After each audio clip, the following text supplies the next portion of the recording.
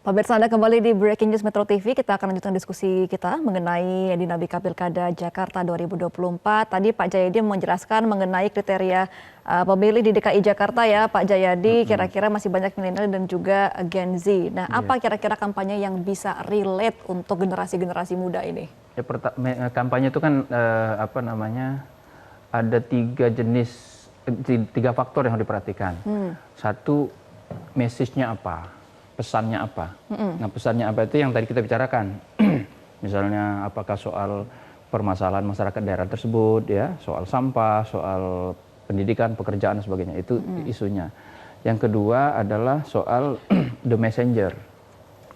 Yang mengkampanyekan siapa? Nah, kalau kita lihat para calon itu nggak ada yang muda lagi dalam pengertian milenial atau Gen Z, kan nggak ada.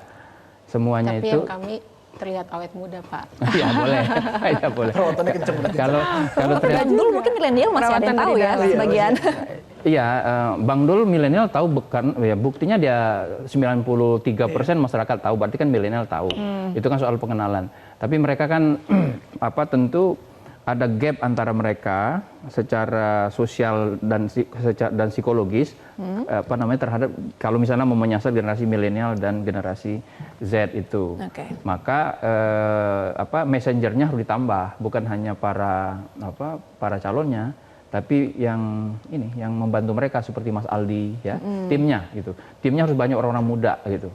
Orang-orang yang punya pengalaman langsung dan punya bukti nyata hasil kerja gitu. Kalau bisa, kalau anak-anak muda yang memang sudah bekerja secara sosial, secara budaya dengan yang bisa dilihat oleh masyarakat itu bisa ya. Misalnya termasuk di dalamnya influencer ya. Kemudian yang ketiga medianya. Medianya itu apa? Kalau untuk Gen Z sama milenial biasanya lebih banyak urusannya ke media sosial. Atau tempat-tempat ngumpul anak-anak muda. Di Jakarta banyak sekali kafe, banyak tempat-tempat ngumpul anak muda segala macam. Nah, media-media seperti itu saya kira yang akan potensial untuk memperkuat hubungan antara para pemilih dengan para calon itu.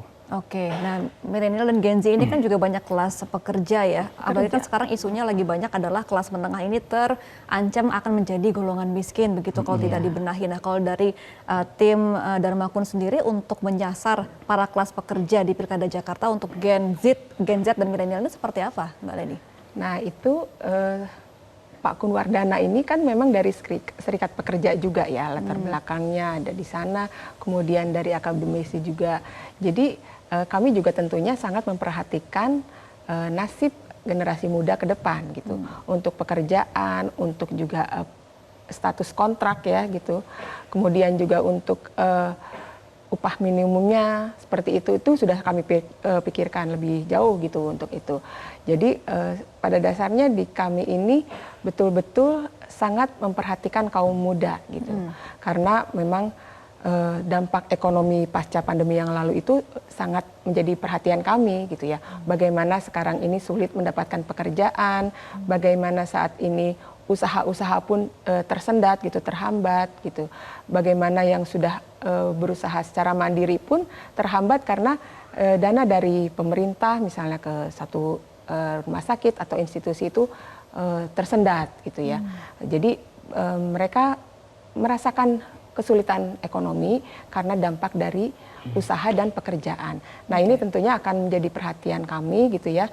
Dan kami percaya bahwa paslon kami khususnya untuk Pak Kun Wardana itu sangat mengerti, memahami masalah ini, dan tentunya akan lebih mempersiapkan untuk generasi milenial atau Gen Z juga untuk bidang pekerjaan. Supaya mengatasi masalah susah cari kerja itu, apa program yang ditawarkan oleh Dharma Kun? Ya, itu tentunya dimulai dari pendidikannya ya.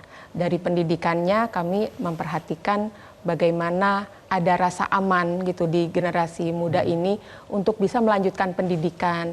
Kemudian melanjutkan pendidikan nggak dapat pekerjaan dong dia?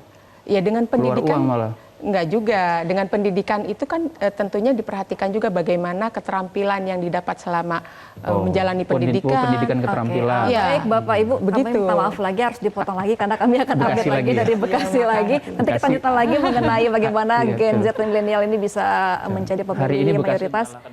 Iya nih sayang, tidak aman. Tidak aman. Oke. Jelajahi cara baru mendapatkan informasi. Download Metro TV Extend sekarang.